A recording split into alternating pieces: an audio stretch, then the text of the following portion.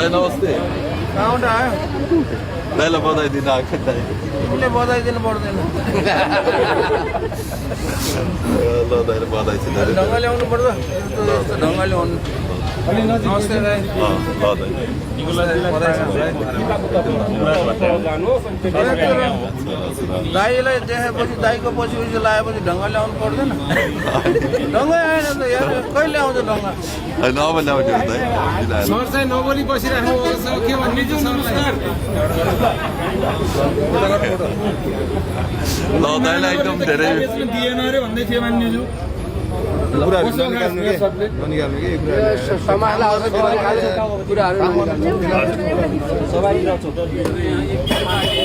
दाइले धेरै दुःख गरेर कृषि उद्योग केन्द्र नेपालको बन्द भएको उद्योग खोल्दै हुनुहुन्छ यति धेरै माया गर्नुहुन्छ यो देशलाई यो समाजलाई यो सबै कुरालाई दाइको जतिको सोच भएका सबैजना हुन्थ्यो भने यो देश अगाडि नै बढ्थ्यो होला पहिले नै आज एकदम पोखरामा अलिकति दाइलाई के गाह्रो परेको भनेर साथ दिन आएको दाइ खास त परे होइन ठिक छ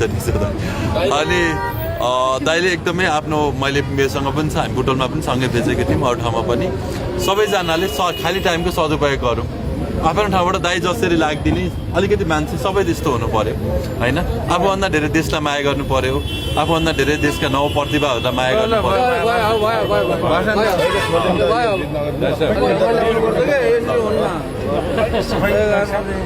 ढङ्गै ल्याउँदैन यार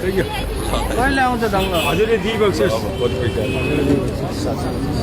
के बुझ्दिनँ मतलब प्रकृति नबचाइ हुँदैन प्रकृति बचाउने तरिका छन् मैले पुरै फाडी गफडान गरौँ भनेको तपाईँले भनाइमा अलिकति आपत्ति जनाएर हामीले उत्खनन भने कि हामीले हाम्रो पर्यावरणलाई जोगाउनलाई जस्तै तालमा माछा छ होइन त्यो माछा सबै जाल हाल्नु एकचोटि माऱ्यो भने त सकियो नि त हाम्रो हिमालमा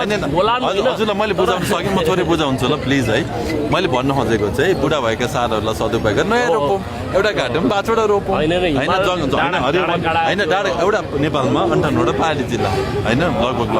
त्यो पहाडी जिल्लामा एउटा पहाडको लगभग राम्रै पर्छ कि हाम्रो धर्म हुन्छ कि सर हामीले मात्रै बचेर त भएन नि त मैले भन्दा गफाने जस्तो हुन्छ एकचोटि बङ्गलादेशमा हेर्नु त्यसलाई ढुङ्गा चाहिएको छ कि अहिले मान्छेहरू माटो चाहिएको छ कि सर यत्र पहाडहरू छन् एउटा पहाडको 1 देखि 5 खरब पर्छ त्यो जिल्लालाई विकास गर्न पुग्छ कि सर मैले एउटा जिल्लामा लगभग 2 देखि 3 हजार पहाड हुन्छ एउटा जिल्लामा 2 देखि 3 हजार पहाडमा एउटा पहाड काटेर भ्याली बनाएर समाएर केही बिग्रिन्न सर पर्यावरणको जिम्मा मेरो हो अहिले भन्दा 3 गुणा धेरै 3 करोड नेपाली छन् तपाईँले कति बिरुवा रोप्नु अहिलेसम्म मैले लगभग अनगिन्ती छन् अनगिन्त हामीले 60 लाख बिरुवा रोप्यौँ 3 करोड नेपालीले वर्षको 3टा बिरुवा 10 करोड बिरुवा लगातार 8 वर्षमा रोप्यो भने नेपाल मात्र नै पुरा पृथ्वी बच्छ कि सर हामी त्यसमा ध्यान दिउँ न पैसा पनि बिरुवा रोपौँ अगरुड रोपौँ रोप्दो चित्त रोपौँ श्रीखण्ड रोपौँ बिरुवाको बारेमा यस्तो हो सर है म फेरि पर्यावरणमा काम गरेको भएर अब कतिले हैन नबिगार कतिले खिच्नु पर्छ हैन कसैले पनि नबिगार मलाई नि ट्याग गर्नुहुन्छ होला हैन तर केन्द्रमा भएपछि त्यो भनौँ न मिडियामा जाने नजाने भन्ने यस्तो ठाउँ छ नि त हाम्रो यो त हैन कुनाको मान्छे हरेक कुनामा हामीले पर्यावरण नबिगार हिमाल पनि नबिगार सार्वजनिक जमिन र पर्यावरण बचाउनमा एकदम जान्छन् तपाईँ जस्तो मान्छेले झन् ट्याक्क बोलिदियो भने मान्छेको सोचाइमा के हुन्छ उत्खननै गर्न पर्छ भन्ने चाहिँ होइन पञ्चवृक्ष नै सबैभन्दा तपाईँले चाहिँ जुन ज्याकरन्डा गुल्मोरहरू देख्नुभयो नि त्यो गुल्मोर र बरपिपलमा धेरै फरक छ किन भन्दा जुनले हामीले राम्रो देख्दाखेरि रोप्यौँ भने त्यसले चाहिँ त्यो पानी धेरै मुहानको पानीहरू सोच्छ कि सर अनि बरपिपलले कम सोच्छ तर मान्छेलाई थाहा छैन हाम्रो बोइलर कुरा र लोकल कुरा हामीलाई लोकल कुरा चाहिने हो कि होइन